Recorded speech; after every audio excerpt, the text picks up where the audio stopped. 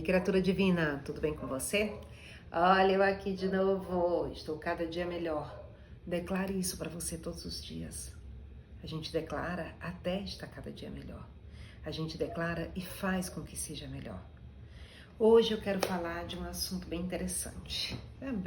Provavelmente bem interessante para mim, não sei se é para você, mas de qualquer forma, eu acho legal para remexer um pouquinho aí a cabeça, né? Tudo aqui que eu falo é que eu acho, foram coisas que em algum momento da minha vida mexeram e ainda ficou a mensagem, né? Porque o fato que eu vou comentar agora é algo que tem um tempinho, hein? Tem uns bons anos. Sobre o livro O Alquimista, do autor Paulo Coelho. Paulo Coelho é um autor que fazia composições junto com Raul Seixas, né? Ele fazia composição, o Raul fazia a música, né? Eles eram parceiros, ele foi muito criticado, fez parte depois de muito tempo ele fez parte da Academia Brasileira de Letras, né? Mas quando ele lançou o livro Alquimista, muitos criticavam o livro dele, e aí mas por que criticam tanto, né? E eu não tinha tido acesso ao livro dele, e um dia eu fui ler O Alquimista, né? E aí eu pensei, meu Deus do céu, por que será que tantas pessoas renomadas, né? Porque o livro ficou muito popular, ele popularizou, ele foi um dos primeiros livros assim que foi levados para brasileiros, que assim, foi publicado em diversos idiomas, né? Então assim, ele realmente conseguiu se tornar um autor reconhecido internacionalmente. E aqui no Brasil ele era meio que levava pedrada e ovada. E sei lá, se é por conta do Raul Seixas, mas sei lá quais eram os motivos, né? Embora quando eu li o livro, eu pensei assim, meu Deus, ao mesmo tempo que esse meio que é uma parábola, né? Uma leitura simples, uma leitura fácil, é um romance gostoso de você ler para poder você se olhar, para poder você ver, porque assim, no final você acaba se identificando com o personagem em muitos momentos, né? E a gente não consegue perceber o fluxo da nossa vida, como ele está seguindo realmente na direção correta, mas aí a gente decide modificar o rumo, achando que a gente não consegue ouvir o que o nosso coração diz de verdade, né? Às vezes as coisas são mais simples do que o que parece e a gente gosta de complicar as coisas, porque simples não é legal. A simplicidade não é bacana. Inclusive, eu acho que esse foi um dos motivos. A leitura dele é uma leitura simples, né? Uma linguagem mais simples, não tinha nada de muito rebuscado. E quando ele lançou o livro, ainda existia muito aquele negócio de colocar uma linguagem bem coloquial nas coisas, né? E o livro, ele trata da história de um pastor que morava na Espanha e que teve um sonho e que decidiu ir atrás do sonho dele, e por conta dessa decisão ele atravessou o Estreito de Gibraltar, foi para a África, passeou pelo deserto e nesse caminho ele acabou seguindo uma jornada em busca do tesouro, né, que ele tinha visto no sonho dele. E aí eu não vou falar do final, talvez mais pra frente eu fale, porque senão pode ficar sem graça pra você, né? E eu acho legal dar uma lida, se você ainda não leu, dá uma lida para poder ver se você se identifica aí com o pastor em algum momento. E ele começa contando, né, que ele inclusive é um rapaz, acabou ficando apaixonado, e ele, quando ele teve esse sonho, ele ficou entre seguir na direção da moça, né, que ele estava apaixonado, ou ele ir em busca do sonho dele. E aí ele encontra mago, ele encontra um ser espiritual, aparece cigana, aparece de tudo, né, no meio do sonho dele. E aí a gente sempre tem que fazer uma escolha, ou é sim ou é não, ou é branco ou é preto, ou é direita ou é esquerda. A gente sempre tem que a gente, nos momentos cruciais da nossa vida, a gente chega nas encruzilhadas. E aí você tem que decidir para qual lado da encruzilhada você vai. E ele acabou optando por seguir na direção do sonho, né? Que na mente dele, ele precisava seguir até as pirâmides para descobrir um tesouro. E em muitos momentos a gente fica esperando que os outros deem a resposta pra gente. E aí quando eles dão a resposta pra gente, que a gente percebe que não era mais ou menos aquilo que a gente queria, a gente vai e coloca a responsabilidade na mão do outro. Mas eu vim pra cá porque o outro decidiu por mim, né? E eu tô fazendo isso porque foi o outro quem quis. Mas você teve a escolha. Você poderia ter dito não. Se ia ser fácil ou difícil, aí é outra questão.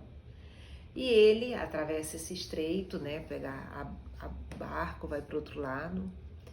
No Estreito de Gibraltar, a Europa é bem próxima da África, né?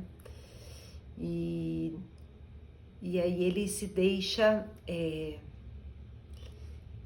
logo de cara, quando chega, ele fica deslumbrado com aquele mundo novo e ele é enganado e todo o dinheiro que ele tinha, porque ele vendeu todas as ovelhas dele, né? Todo o dinheiro que ele tinha foi surrupiado porque ele acreditou numa pessoa, né? Quantas vezes isso não acontece com a gente? Mas a gente escuta a voz dizendo, vai por esse caminho, mas a gente não quer ouvir isso, porque aquele caminho parece que está muito fácil. E aí a gente prefere, é claro, o caminho mais fácil, né? E aí descobre que o mais fácil não é tão mais fácil assim. E depois que ele perdeu tudo, ele não tinha dinheiro como voltar, se arrependeu, e aí ele teve que começar a trabalhar lá na cidade que ele desembarcou. E é muito interessante as frases que eles colocam, eles colocam não, né, que o Paulo Coelho coloca. Ele fala sobre sorte de principiante, ele fala sobre vendas, sobre como você pode, você cuidando bem do seu negócio, as coisas florescem. Ele fala sobre essa busca pessoal, né, que a gente tem essa ideia de que precisa juntar dinheiro para poder ir atrás do sonho. Ele fala sobre a ida de muçulmanos a Meca. Muitas vezes o próprio muçulmano ele se boicota para não ir até Meca, né? Porque como a ida a Meca é o ápice na vida de um muçulmano, tem pessoas que têm medo de morrer, aí pensam que quando conquista o sonho vai morrer, né? Então ele faz muitas colocações para a gente refletir o quanto que essas coisas se parecem com as coisas que acontecem na nossa vida, se parecem com as coisas que a gente faz com que aconteça na nossa vida, né? Como e em quais momentos a gente está sendo realmente o alquimista. E aí o alquimista é o homem que transforma qualquer metal em ouro.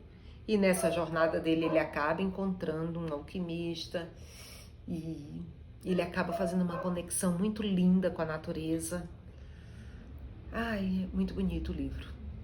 Foi um dos primeiros livros que eu li a respeito de desenvolvimento pessoal, porque eu acho que Alquimista é um livro de desenvolvimento pessoal. Poderia dizer autoajuda, né? Mas um romance assim voltado para a descoberta do seu sonho, a descoberta do seu eu, né? E quando ele chega lá nas pirâmides, que era o local que estava marcado como o local do tesouro, ele descobre que não é nada disso. Eu não vou contar o que aconteceu, mas ele descobre que não é nada disso. Já contou a metade, né? Uma parte. Eu desejo que você leia para poder você ter as suas percepções sobre o que o autor quis dizer com, com esse caminho, né? Que o nosso caminho, ele é isso, a gente vai fazendo escolhas, a gente vai, se a gente estiver conectado com o nosso coração, para escutar realmente o que a gente combinou com Deus antes de vir para cá, a gente consegue ouvir o que pulsa de verdade dentro da gente, e aí a gente consegue enxergar com mais clareza onde está realmente o nosso tesouro. A gente consegue enxergar com mais clareza o que tem realmente dentro da gente, o que a gente deve fazer, como a gente deve se portar diante das coisas.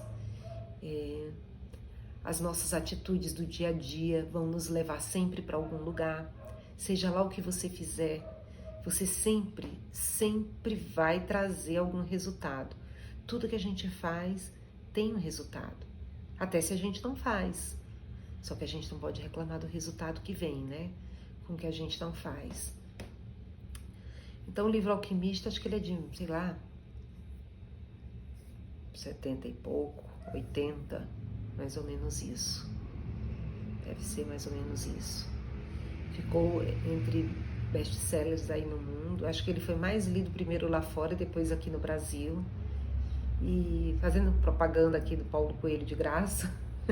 Ele nem precisa da minha propaganda. Ele fez outros livros, li outros livros dele. Alguns achei muito bons, outros achei mais ou menos.